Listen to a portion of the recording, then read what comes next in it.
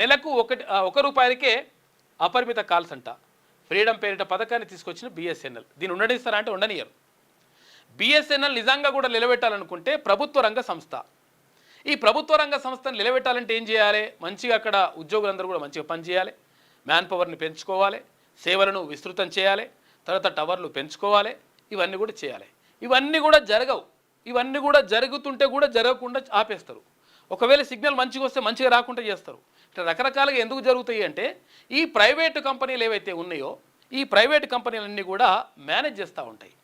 Manage చేసి ఇక్కడ బిఎస్ఎన్ఎల్లో ఉన్నటువంటి అధికారులు ఎవరైతే ఉంటారో వాళ్ళకు ఎరేయడం, తర్వాత వాళ్ళకు మీరు అట్లా అనవసరంగా అట్లా టారిఫ్లు ప్రకటించకండి, లేకపోతే అట్లా అంటే ఉచితాలు ప్రకటించకండి, తక్కువ ధరకు ఇవ్వకండి, ఎందుకంటే ఇస్తే మా పని అవుతుందని చెప్పేసి వీళ్ళని మేనేజ్ చేసేసి మొత్తం బిఎస్ఎన్ఎల్ అగ్రగామిగా ఉండాలి.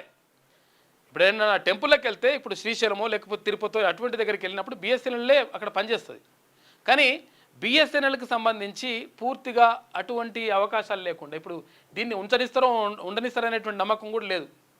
నెలకు రూపాయికి అపరిమిత కాల్స్ అంటే అన్లిమిటెడ్ కాల్స్.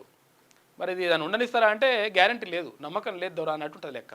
ఎందుకంటే ఈ ప్రైవేటు వ్యవస్థలన్నీ కూడా ఏం చేస్తుంటాయి అంటే మొత్తం కూడా ఈ బిఎస్ఎన్ఎల్ని ఖతం చేసే కార్యక్రమం చేస్తాయి. ఎందుకంటే అట్లయితేనే వీడు బతుకుతాడు, అట్లయితేనే ఈ పబ్లిక్ దగ్గర నుంచి ఇష్టం వచ్చినట్టుగా పైసలు గుంజొచ్చు. ఎంత అంటే అంత పెంచుకుంటూ పోతాడు. ఫస్ట్ ఏమో ఫ్రీ అంటాడు, అలవాటు అయిపోయిన తర్వాత మెల్లగా అలవాటు చేసేసి ఒకవేళ అది ఫోన్ మాట్లాడలేకుండా ఉండలేని పరిస్థితి తీసుకొస్తాడు. ఫోన్ చూడలేకుండా అంటే వీడియోలు ఇవన్నీ చూడలేకుండా ఉండలేని పరిస్థితికి తీసుకొస్తాడు. తీసుకొచ్చిన తర్వాత ఏమవుతుంది? ఆటోమేటిక్గా మెల్లమెల్లగా పెంచుతాడు.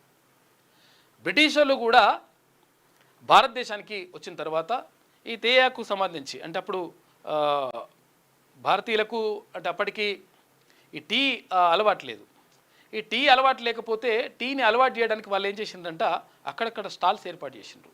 ప్రధాన పట్టణాల్లో స్టాల్స్ ఏర్పాటు చేసేసి దాన్ని బ్లాక్ టీ దాన్ని ఇది డైరెక్ట్ ఇస్తే తాగుతలేరు, కషాయం లాగా ఉంటుందని చెప్పేసి అందులో షుగర్ వేసిండ్రు. ఆ తర్వాత పాలు వేయడం ఇట్లా రకరకాలుగా వేసేసి మొత్తం మీద టీని అలవాటు చేసిండ్రు. ఫ్రీగా ఇచ్చిరట అప్పుడు. ఆ తర్వాత టీ లేకుండా ఉండలేనటువంటి పరిస్థితుల్లోకి ఇప్పుడు చాలామంది 100కి 80 నుంచి 90% మంది టీ లేకుండా కాఫీ లేకుండా ఉండలేని పరిస్థితిలోకి వచ్చిండ్రు. అట్లా తీసుకొస్తారన్నట్టు లెక్క.